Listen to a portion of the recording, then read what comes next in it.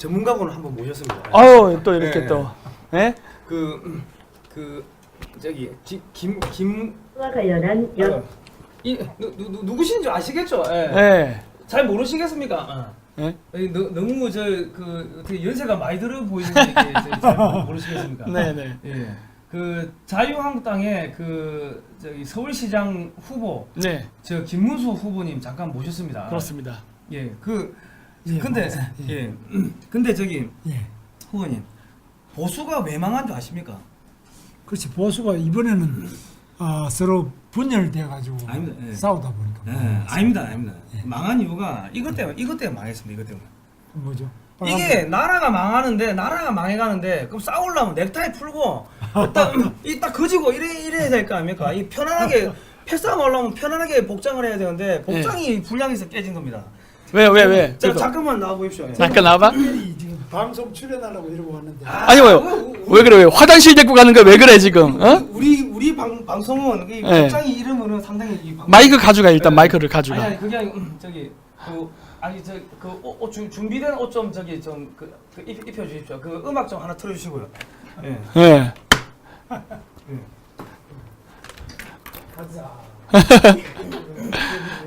아 그 양복 벗으시고 더우시니까 네. 아니 우리 보수는 싸우려고 할 때 네. 싸울 때 넥타이 메고 싸웁니까? 안 되죠. 넥타이 메고 저 이러시면 안 돼요. 여기서 이러시면 안 됩니다. 좌시아 자겠다 그러면 그냥 쌍욕 하고 그냥 치고받고 싸우고 하려면 넥타이 풀고 해야 되는데. 넥타이를 가지고 목을 졸라야죠. 그러니까 그 넥타이를 무기화시켜 싸워야죠. 그러니까 이 싸울 때에는 아까도 얘기했듯이 품이라든가 뭐 없는 거예요. 네. 아주 더티하고 더럽게 싸운 자가 이기는 겁니다. 예. 그러니까 그걸 해야 되는데 네. 그러니까 태극기 집회 가도 전부 다 넥타이 메고 나와가지고 말씀하시고 보는 사람이 깝깝하다고. 근엄하기보다는 재밌게 네. 네, 그렇게 하셔야 됩니다. 그래서 많은 사람들이 봤을 때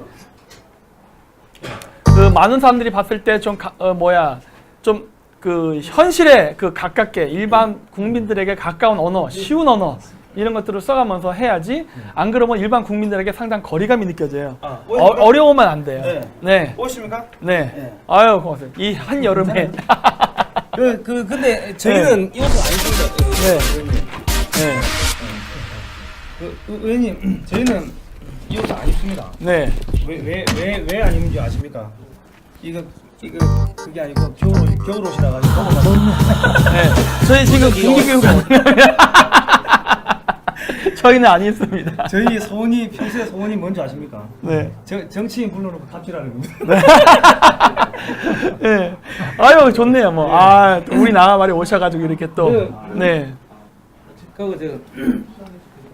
이게 뭐냐면요. 옛날에 우리 스키타이 고대에는 머리가 너무 크신 것 같은데 아닌가? 스키타이들이 설명을 좀 해주십시오. 고대 그 지배 계급들은 편두를 했었습니다. 네. 그래서 편두를 해서 머리가 길쭉했기 때문에 모자를 쓰면은 자연스럽게 꽃갈머리자의 형태가 됐었습니다. 네. 예. 그게 지금 요즘에 바뀌어가지고 이렇게 되는데 네. 이게 옛날에 신으로부터 선택받은 사람들만 이런 모자를 썼다는 거 아닙니까? 그렇죠. 네. 네. 저희는 아주 공정한 언론사입니다. 특정 정치인이나 특정 정당을 저희가 띄워드리거나 찬양하거나 네. 지지하거나 그러지 않습니다. 그렇죠. 저희는 공정한데 팬들이 불공정해요. 그렇죠. 네. 네. 그렇습니다. 자, 지금 이 드루킹 사건이 어떻게 됐습니까? 이거? 네. 그렇지 뭐 드루킹이 그냥 드루킹이 아니라 네. 그야말로 노무현 대통령을 만들 때부터 시작해가지고 네. 지금까지 계속 같이 움직여왔던 그 중에 빙산의 일각이 이번에 드러난 거다. 아하. 네. 근데 그건 그렇다 치고 저렇게 조작을 해야 되면 이번 선거 또 결과 나온 거 아닙니까? 네.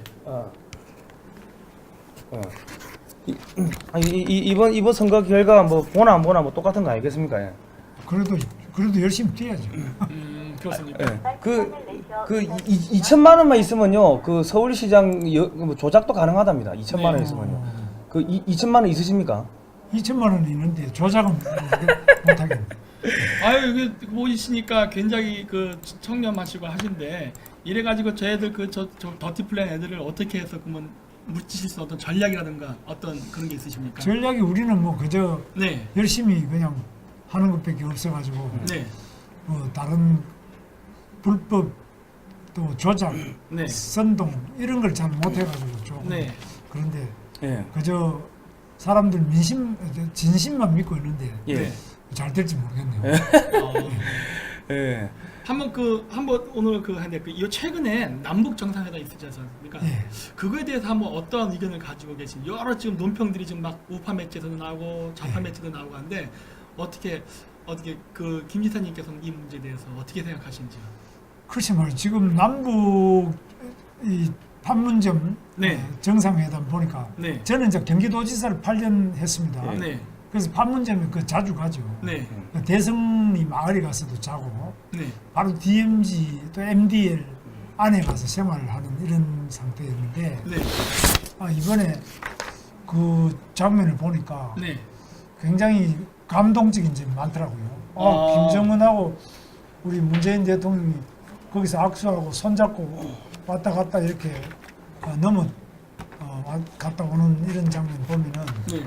간단한 일이 아니죠. 그래서 굉장히 세상 사람들이 많이 감동을 했을 것 같은데 네. 그 선언문 나온 걸 가만히 읽어보니까 내용이 너무 없어요. 네. 그래서 결국은 북핵 폐기한다는 것도 아니고 네.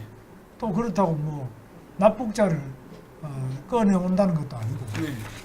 탈북자들에 대해서도 뭐 특별히 중국에 탈북했던 사람 송환하는 것, 강제 북송하는 것도 안 한다는 것도 없고 네. 일체 핵 폐기나 인권 문제에 대한 이야기가 하나도 없이 네. 그냥 뭐 냉면을 먹었다 뭐 이런 이야기를 많이 하는데 냉면 먹방 찍었죠. 먹으려고 그 모인 건 아닌데 그 본질적인 이야기가 너무 없어서 예. 참 그런데도 또 우리 국민들이 감동을 많이 하는데 특히 저는 김정은은 뭐 너무 이 비대한 것도 싫지만 네. 북한 주민들이 다 굶어 죽잖아요. 그렇죠. 그럼 지도자라면 자기가 먼저 굶어야지. 네. 자기는 몸이 막 그냥 이렇게 걷지 못할 정도 되고 남은 굶기고 지도자가 아니죠. 근데 그리고- 그거 보니까 아까 말씀하실 때 뭐 감동적인 장면도 많았었다고 하는데 우리나라 그 성 국정원장도 막 눈물을 흘리고 하셨는데 어디 그러면은 김 지사님께서도 그런 장면을 보시면서 뭐 어떤 감정에 복받치는 그런 게 있으셨습니까? 아이고 우리는 뭐 눈물은 안 하지만은 네. 상당히 감회가 많이 있었는데 네. 서훈이라는 분은 우리나라 국정원장 아닙니까? 그렇죠. 국정원장은 핵심이 간첩 잡는 건데 네.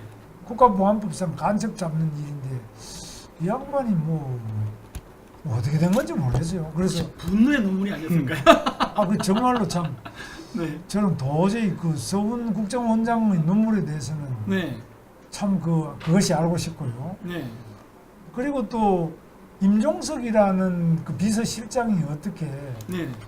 이렇게 김정은 만날 때 보면 서열이 외무부 장관보다도 윗자리에 앉아있고 통일부 장관보다 윗자리에 앉아있는데 뭐 다 아시다시피 대통령의 유고시에는 그 권한대행이 1순위가 네. 총리, 네. 2순위가 외교부 장관 이렇게 가는데 이 청와대 대통령 비서실장은 족보에 없는 자리거든요. 예. 장관급 대우는 해주지만 예. 네. 족보에 보면 그 밑에 제일 환경부 장관보다도 환경부 장관은 그 순위에 있는데 비서실장이 순위에 있는 건 전 도저히 기억이 안 나요. 예. 저 이거 좀 독특했죠 많이. 근데 이 사람이 완전히 그냥 대통령 다음에 바로 2인자로 올라가 있는데 예. 또 저쪽은 보면 또 김여정이가 또 그냥 거기 들어와 있어요. 네. 그래서 저쪽은 또 이해가죠. 저쪽은 백두혈통이 뭐 일이니까 네. 다른 뭐 법률상의 서열 상관없는데 우리도 언제부터 이게 백두혈통 중심으로 가는지 네. 그래서 김정은이 볼 때 좀 기분 좋도록 그렇게 네. 하기 위한 배치인지 왜냐하면 임종석 비서실장은 북한에 임수경이를 보내가지고 전대회 의장할 때 사실 북한에 청년 대북 특사를 보냈잖아요. 네. 그리고 또 본인 자신이 그 전대회 주사파들 네. 대학생 조직을 이끌어서 감옥에 3년 6개월 살았죠. 네. 또 국회의원 된 다음에는 또 북한의 방송이나 텔레비 화면 같은 거 쓰면은 이쪽에서 KBS, MBC, SBS 돈을 받아다가 수식으로 북한에 또 올려 보내주지요. 지금도 아직 그런 일을 하고 있습니다. 네. 그 이런 것들을 보면은 김정은이 굉장히 이쁘게 생각하죠. 그래서 그런 점에서 그런지 몰라도 적어도 북한하고 관계에서는 이번에 너무 파격적인 것이 많아가지고 한편으로는 상당히 감격이 되면서도 한편으로는 정말 알 수 없는 게 참 많아요. 네. 그 요즘 이제 그 보니까 뭐 젊은 애들 댓글도 저는 그게 진짜 댓글이라고 아니라고 생각해요. 댓글 알바라고 보지만 그 보면은 그 김정은에 대해서 긍정적으로 뭐 호기심적인 어투로 이렇게 쓰는 글들이 되게 많이 나왔습니다. 네. 근데 사실 제가 그 보면요, 그 중에도 이제 몇 개는 진짜 댓글인 것처럼 보이는 글이 보이는데 거기서 나오는 댓글들이 뭐였냐면은 다 보면은 우리가 지금 독재 정치를 비판을 하고 그 다음에 저 민주주의에 반하는 독재 권력 이런 거에 대해서 막 데모로 과거에 운동까지 했지 않습니까? 그런데 그랬던 사람이 김정은의 그 3대 세습이라던가 그 무단 통치에 대해서는 왜 말을 안 하고 이렇게 김정은을 만나면 질질 짜지를 않나? 어떻게 그 사람들의 비위를 맞추려고 안절부절하는 모습 이런 것들이 굉장히 이해가 안 된다는 젊은 애들도 많아요. 그 저도 네, 아무리 그래도 김정은은 자기 형을 네, 쿠알라룸푸르까지 따라가서 이렇게 얼굴을 VX를 해가지고 독살시켰잖아요. 네, 자기 고모부는 또 박수 좀 제대로 안 친다고 그걸 그냥 총살을 시켜가지고 네, 와 근데 이거는 인간이 아니죠. 그리고 네. 너무 많은 사람들을 처형을 많이 시켰는데 네, 그런 사람이 어떻게 이 남한에서 갔다 온 우리 대한민국에서 갔다 온 특사들이 전부 다 사람 좋다. 아니 사람 괜찮은 것 같다. 뭐 또 트럼프도 나는 이해가 안 가지만 네, 들어가다가 김정은이 아주 뭐 대단한 것처럼 괜찮은 사람이라 그러는데 괜찮은 것이 기준이 뭔지 요즘에 정말 제가 좀 네, 제가 이상한지 네. 아니면은 정말 뭐 누가 이상한지 좀 헷갈립니다. 근데 이번에 그 보면은 비핵화 얘기가 안 나왔는데 예. 그렇게 될 경우에 그러면 미국하고 이 미국 입장에서 봤을 때 지금 남북 정상회담을 그다지 좋게 보진 않을 거 아닙니까? 글쎄 비핵화 문제가 제일 오히려 저는 그 이렇게 관심 보죠. 아닌가? 예. 문재인 대통령하고 김정은 사이에서는 이 두 사람의 관계 이전에 그 물밑에서 우리가 잘 모르는 그런 비밀 채널이 있다. 네, 비밀 통로가 있다. 네, 상당한 정도로 물밑 접촉을 많이 했다. 네, 그걸 계속 하고 있다. 직통전화도 했지만은 직통전화보다 더 긴밀하고 더 은밀한 여러 가지 대화가 많이 되지 않느냐. 그래서 제대로 그 내용에 해당되는 핵폐기 관련된 것은 김정은이 오히려 트럼프하고 회담할 때 네, 그때 내놓고 이번에는 그냥 그림만 이렇게 적당하게 좋아도 네, 우리 문재인 대통령은 좋아하니까 네, 뭐 그런 핵폐기 문제든지 이런 거는 말 안 하고 네, 북한 인권 같은 것도 트럼프는 분명히 문제 제기할 겁니다. 그렇죠. 하는데 그때다가 이제 그걸 내놓고 그래서 좀 이 남북 회담에 대해서는 김정은이 조금 이렇게 한 수 아래에 예비 회담 비슷하게 이렇게 생각하고 네, 본 회담은 트럼프하고 회담으로 생각해서 네. 거기에다가 핵폐기 문제든지 북한 인권 문제 이런 거 내놓는 거 아니냐. 네. 그래서 그쪽에 오히려 성과가 좀 더 있을 것 같다는 예측이 되거든요. 그러니까 연습이라는 거죠. 예비 회담, 뭐 예. 준비 회담 예. 이런 거 아니겠나. 왜냐하면 어차피 예. 이 문재인 대통령과 임종석 네. 이 청와대 수석이나 비서관들은 대부분이 주사파가 많아요. 주사파가 완전 주류입니다. 네, 그 친북 주사파가 주류니까 이거는 어차피 자기 편이란 말이죠.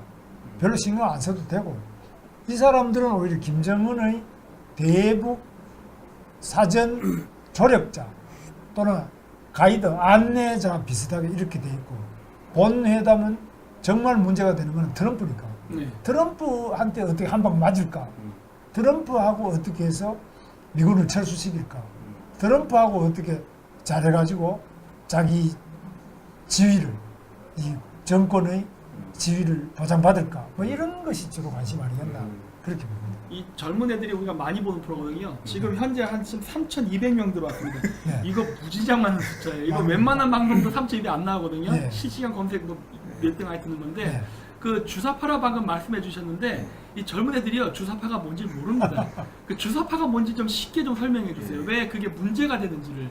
주체 사상파인데요. 네, 주체 사상파는 우리 민족끼리 네, 우리 민족끼리라는 것을 가장 중요하게 생각하고 기존의 이 공산주의 사회주의는 네, 노동자 계급과 피억압자들이 지배계급, 네, 뭐 짜르 황제라든지 네, 아니면은 부자, 네, 특권층 이런 사람을 폭력으로 타도하는 건데 네, 지금 이 주사파는 그것 이상으로 항일 무장투쟁 한 김일성 이런 사람이 가장 영웅이다. 네, 이게 진짜 혁명이다. 민족 해방 혁명. 네, 이게 1순위. 그 다음에 2순위가 지주계급, 이 일본에 부역하는 네. 계급. 그럼 지금 같으면 반미, 네, 반 독재투쟁 이래가지고 반미라 그러면 이승만 반대. 반일, 또 박정희도 일본 친일파니까 우리 박정희 반대. 그리고 독재다. 이승만 독재, 박정희 독재. 그러니까 결국은 이승만과 박정희를 친미와 친일, 독재로 타도하고 나면 남는 거는 김일성밖에 없어요. 그리고 김일성에 대해서는 위대한 수령 김일성 동지, 위수김동. 이래가지고 말끝마다 위수김동을 이야기하면서 김일성에 대해서는 아무 비판을 안 해요. 네. 뭐 김일성이 독재란 말도 안 하고 김정은이 독재란 말을 그 사람도 안 합니다. 그리고 그 사람들은 오직 우리 민족이니까 김정은도 우리 민족 아니냐. 그러니까 김정은이 가지고 있는 핵은 우리를 안 쏜다. 그게 뭐 미국을 향한 것이지 우리를 위한 게 아니다. 대신에 미국은 아무리 우리를 일제시대 때 식민지로부터 일본의 천황한테 핵폭탄 2개 던져서 우리가 해방되고 6.25 때도 스탈린, 모택동, 김일성 3자 선제 공격을 받았을 때 그걸 미국이 유엔과 더불어 막아줬는데도 그거 고마운 생각 안 하고 미군의 학살, 양민 학살, 노골리 학살 이런 걸 이야기하고요.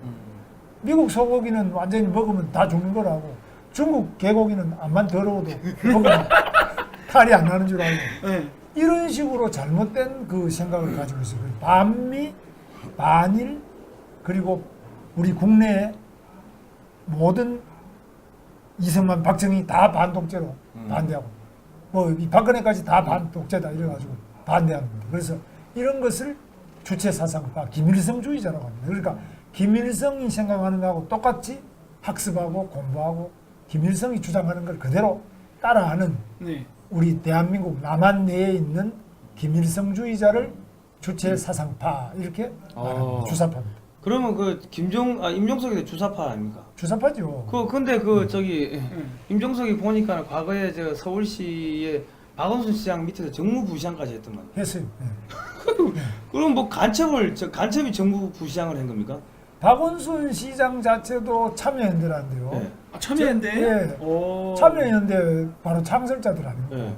그리고 박원순 시장이 참여연대 하기 전에도 역사문제연구소에서 대한민국의 이승만을 부정하고 네. 박정희를 부정하고 이 전부 대한민국의 역사의 정통성을 부정하는 이런 것들을 위주로 하는 그게 바로 역사문제연구소입니다. 그래서 원래 대한민국의 정통성을 부정하는 그러니까 이게 친미, 친일, 독재다 해서 부정하는 것이 원래 박원순 시장이 하는 일이었습니다. 그 제가 정교대 세대에 공부한 세대다 보니까 그런 걸 많이 공부했는데 사실 제가 고등학교 그 중고등학교 때 배울 때는 박정희 대통령에 대해서는 그래도 뭐 크게 부정적인 평가 이게 여러 가지 양쪽이 공존했지만 제가 공부할 때 이승만 대통령에 대해서는 긍정적인 평가를 공부한 적이 없어요. 네. 사실 그걸 제가 알게 된 거는 거의 30대가 지난 이후부터입니다. 그러면은 지금 그 김 지사님께서 알고 계신 이승만의 대통령의 이미지와 현재 오늘날 젊은 애들이 알고 있는 이승만 대통령 이미지에 어떤 차이가 있다면 어느 부분이 우리가 이승만 대통령에 대한 그런 것들 잘못 알고 있다라고 생각되는 부분이나 왜곡돼 있다고 생각되는 부분은 뭔가요? 그 이승만 대통령은요, 아시다시피 우리나라 학생운동의 1세대입니다.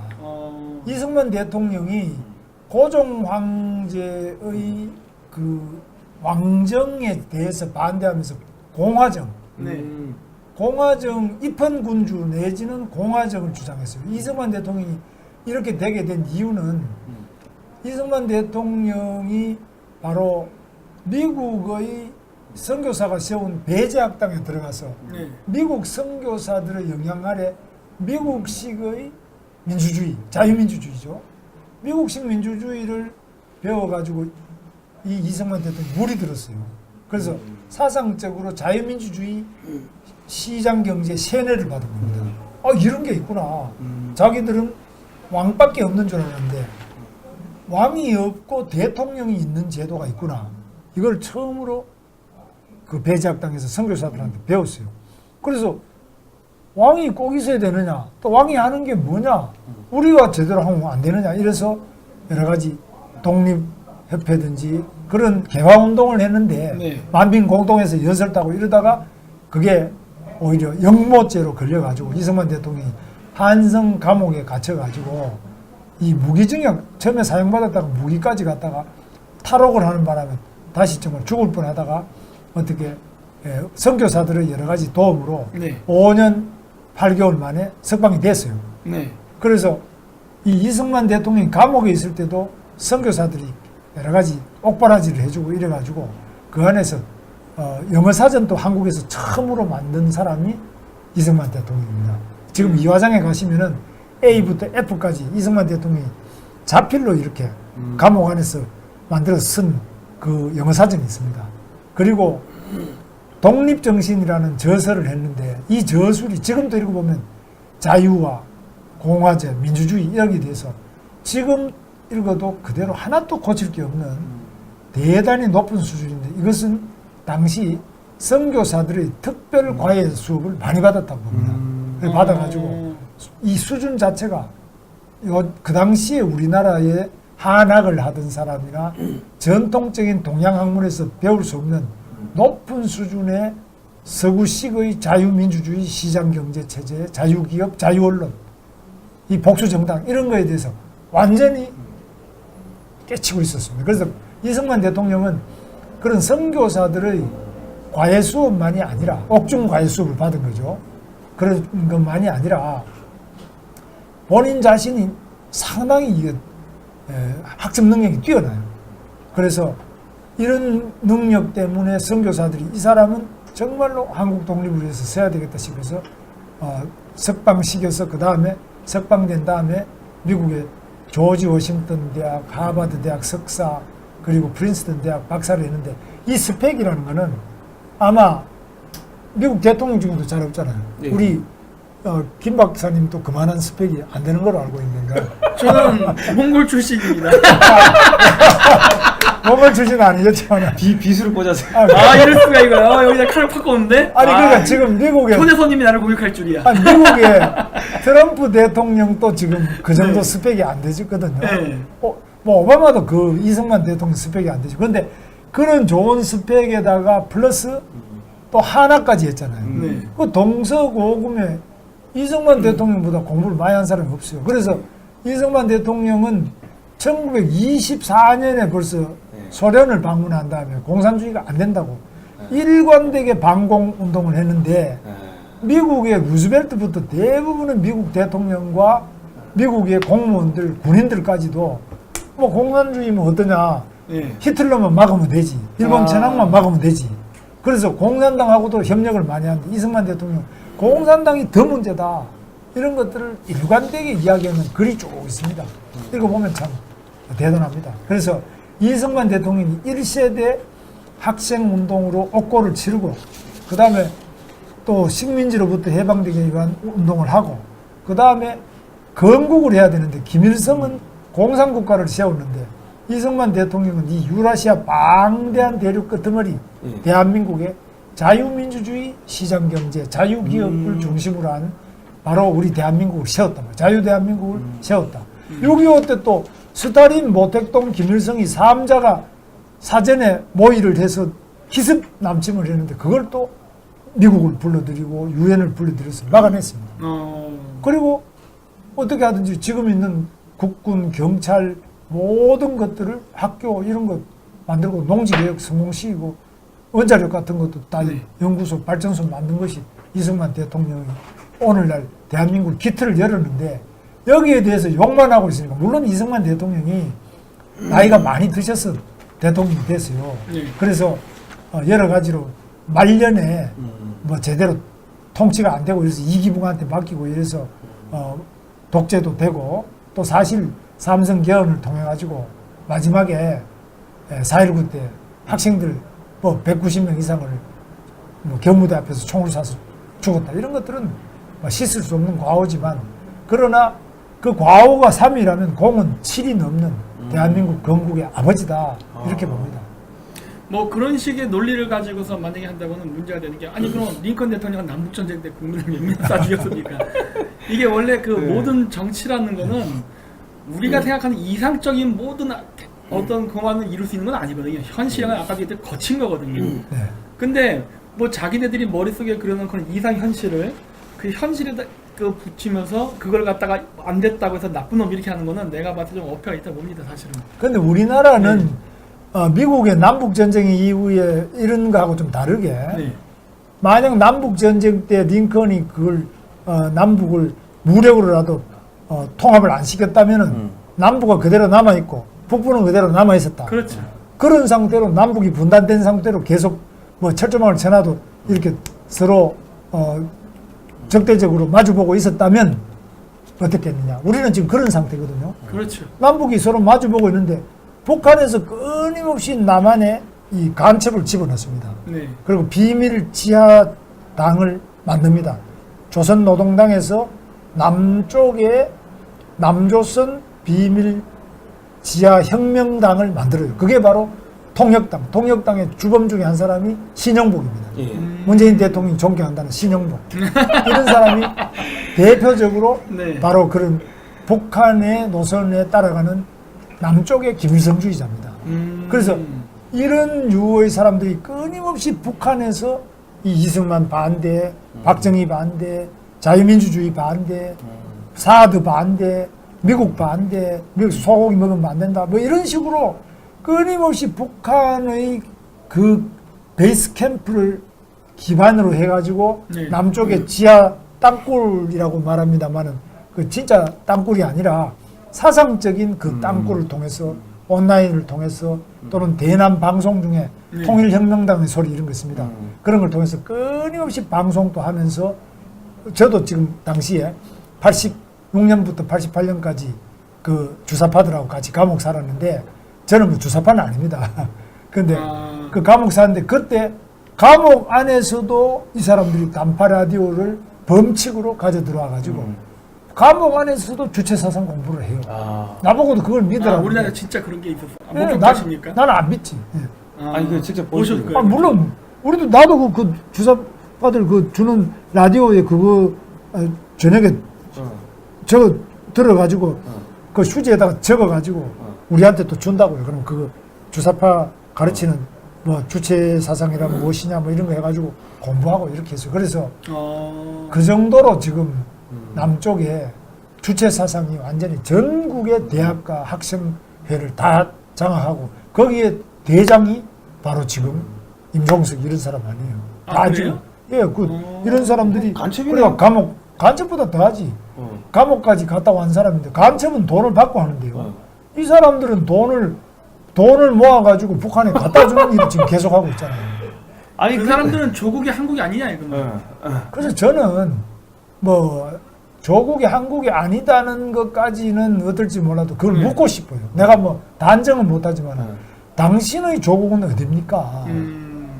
당신이 꿈꾸는 나라는 어떤 모양입니까? 네. 그 정말 질문. 야 그러면은 그 저기 그런 사람이 지금 청와대 비서실장을 하고 있고 서울시에 박원순 시장 밑에서 정무부시장을 했고 그러면 한국의 뭐 서울시청이나 청와대 대한민국의 모든 기밀은 북한에 다 넘어갔다 봐야 되는 거 아닙니까? 그렇지만 그래서 예.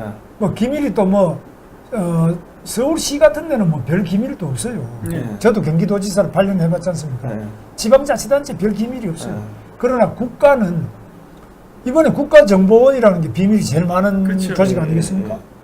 국가정보원장이라는 사람이 왜 김정은이 보고 왜 손수건을 내놓고 눈물을 닦습니까? 나는 아니 이게 어떻게 국가정보원장이 이러냐지. 저는 이런 국가정보원장은 당장 지금 해임시켜야 된다고 봅니다. 저는 분노의 눈물이었다 봅니다.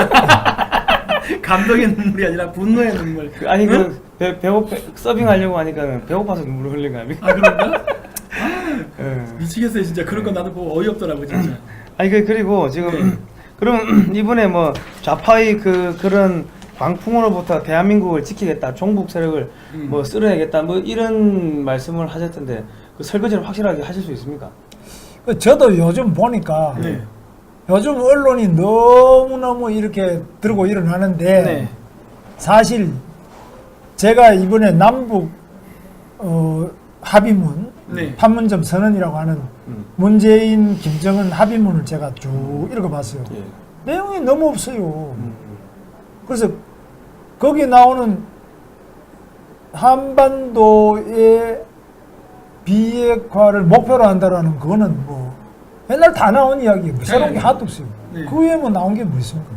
뭐 확성기 뭐 안 한다 이런 거는 그 김정은이만 좋지. 우리한테 좋은 게 뭐예요? 예.